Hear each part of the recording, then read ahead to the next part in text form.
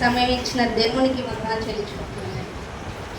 7 మాటల్లో మొదటి మాట మనం ధ్యానించుకున్నాం. మొదటి మాట, the word of God on cross. లూకాసు వార్త 23వ అధ్యాయం 34వ అధ్యాయం. యేసు, తండ్రి, మీరేమి చేయుచున్నారో మీరు ఎరుగరు గనుక వీరిని క్షమించమని చెప్పాను. ఏమని చెప్పారు? వీరిని క్షమించమని చెప్పారు. స్తోత్రం. హల్లెలూయా. వీరిని క్షమించమని చెప్పారు. The word of forgiveness. The word of forgiveness అంటే దేవుడు ఎన్ని పాపాలు చేసినా, ఎన్ని దోషణ చేసినా వాళ్ళని ఏమని చెప్పారు? వాళ్ళని క్షమించమని చెప్పారు. ఎవరైతే దేవుణ్ణి శిక్షించారో, ఉమ్మివేశారో, ముళ్ళ కిరీటం పెట్టారో వాళ్ళని క్షమించమని ఎవరికి చెప్పారు? తన తండ్రికి చెప్పారు.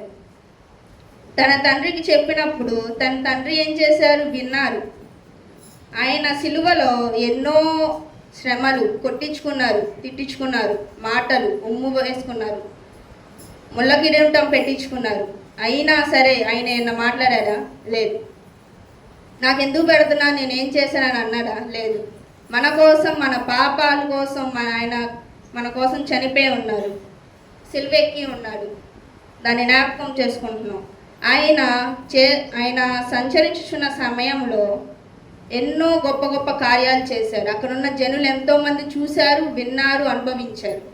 అయినా లాస్ట్కి వచ్చేసరికి ఆయన దేవుడు కాదు, ఆయన సిలువ వేయాలని చెప్పి అందరూ వెనుక తిరిగారు. ఎంత మనుషులు ఎంత ప్రేమ చూపించినా, ఎంత క్షమించినా మరి దేవుడికి ప్రేమ చూపించలా. యేసయ్య ఆయన తండ్రికి ఏ రీతిగా చెప్పారో ఒకసారి మన వాక్ధ్యానంగా చూస్తాం. యెషయా గ్రంథము 53:12.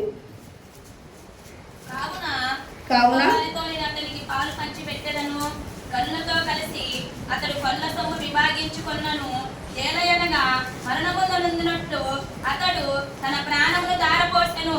అతిక్రమము చేయు వారిలో ఎంచబడిన వాడాయను. అనేకులు పాపమును భరించుచు తిరుగుబాటు చేసిన వారిని గూర్చి విజ్ఞాపనము చేసెను. ఆయన ఏం చేస్తున్నారు? ఆయన తండ్రికి ఏం చేస్తున్నారు? విజ్ఞాపన చేస్తున్నారు. మనము కూడా ఆయనకి ప్రతిదీ విజ్ఞాపన చేసే బిడ్డలా ఉండాలి. ప్రార్థన చేస్తూ మనం శిక్షించమని ఏం చేస్తాం? మనం వాళ్ళు ఇదైపోవాలి, ఇదైపోవాలి, వాళ్ళు ఒక మాటన మనం ఊహించుకుంటామా? భరిస్తామా? ఏదో ఒకటి డాష్లు వచ్చేస్తాయి ఫస్ట్ మన నోట్లో నుంచి ఫస్ట్ నా నుంచి నీ దాకా ప్రతిదీ వచ్చేస్తాయి కదా. కానీ మన దేవుడు ఏమన్నా బలిగారా? ఏమల్లా. వారు ఏం చేస్తున్నారో వారికి తెలియట్లేదు, వాళ్ళని దయచేసి క్షమించండి అని వాళ్ళ తండ్రికి చెప్తున్నారు. అలాగే మనము కూడా మన శత్రువులను ప్రేమించే బిడ్డలా ఉండాలి. మత్తయి సువార్త 5వ అధ్యాయము 44వ వచనము తీయండి. మీ శత్రువుని ప్రేమించుడి. మీతో చెప్పినదేమనగా, మీరు పరలోకమందున మీ తండ్రికి కుమారులైనట్లు మీ శత్రువులను ప్రేమించుడి, మిమ్మును హింసించు వారి కొరకు ప్రార్థన చేయుడి.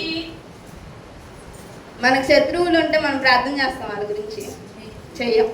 వాళ్ళు ఏమైపోతే మాకెందుకు, మాకు అనవసరం. నన్ను అన్నారుగా, అలాగే జరిగింది. నన్ను అన్నమాట ఊరికే పోతాయా ఏంటి అనే మాటలు వస్తాయి. అవును కదా? అస్సలు ఒకవేళ ఇక్కడ గొడవ అయినా సరే ఇంటికి వెళ్ళిన తర్వాత మళ్ళీ ఎత్తుతాం. వాళ్ళు అలా అంటాం ఏంటి, నన్ను అంటారా, వాళ్ళు అదైపోతారు, ఇదైపోతారు, అదైపోవాలి, ఇదైపోవాలి, వాళ్ళు ఇల్లు అదైపోవాలి, అది ఇది రోగం వచ్చి చచ్చిపోవాలి, అది ఇది మాటలు వస్తాయి. అవునా? కానీ మన దేవుడు ప్రేమస్వరూపి. హల్లెలూయా. ప్రేమస్వరూపి అయిన దేవుడు ఆయన శిక్షించిన, ముళ్ళ కిరీటం పెట్టినా ఆయన క్షమించండి అని చెప్పాడు. మన దేవుడు లాగా మనకు కూడా క్షమించే మనసు మనం కూడా ఉండును గాక. ఆమేన్. అలాగే మనం ఇంకోటి చూద్దాం.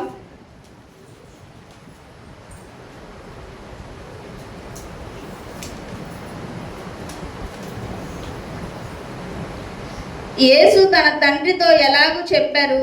విజ్ఞాపన ద్వారా. విజ్ఞాపన ద్వారా మనం ఎలా అయితే చెప్పారో యేసు వాళ్ళ తండ్రికి ఎలా చెప్పారో మనం కూడా మన తండ్రి అయిన యేసుక్రీస్తుకి ప్రతిదీ విజ్ఞాపన ద్వారా తెలియచేసే బిడ్డల్లా ఉండాలి. దేవా ప్రతి ఒక్క బిడ్డని జ్ఞాపకం చేసుకోని ప్రతిదీ దేవుడికి ప్రార్థనా విజ్ఞాపన ద్వారా తెలియచేసే బిడ్డల్లా ఉండాలి. ఈ గుడ్ ఫ్రైడే రోజు మనమైతే ఎవరినైతే బాధ పెట్టామో దేవునికి ప్రతిదీ చెప్పి క్షమాపణ అడిగే బిడ్డలా ఉండాలి. ఒకళ్ళు మనం క్షమించే బిడ్డలా ఉండాలి. యేసుక్రీస్తు వలె మంచి మనసు, క్షమించే మనసు మనకి ఉండును గాక. ఆమేన్.